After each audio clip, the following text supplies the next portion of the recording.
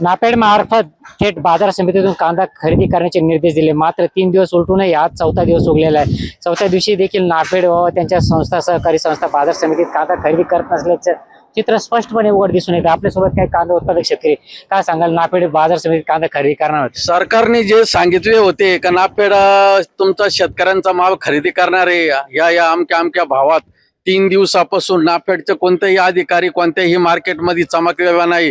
जे सरकारचं जे आश्वासन आहे एकदम खोटं आहे, ते प्रत्यक्ष आम्ही पाहतोय। जो कांदा आणलेला आहे तो इथं कोणी अधिकारी दिसत नाहीये, सगळे व्यापारी दिसतात, व्यापाऱ्यांनी हा कांदा घेतलेला आहे। आपल्यासोबत अजून काही शेतकरी, काय सांगाल की काय बाजार भावाची मागणी करतात? जे नाफेडने शासनाने ठरवलंय 1580 रुपये, काय वाटतं? आज माहिती ज्या शासनाने नाफेडची खरेदी 3 दिवस उलटूनही चालू केलेली नाहीये, तर याच्या शासनाने लक्ष घातलं पाहिजे, पण शासनाचं कुठलंही लक्ष शेतकऱ्यांकडे नाही राहिलेलं।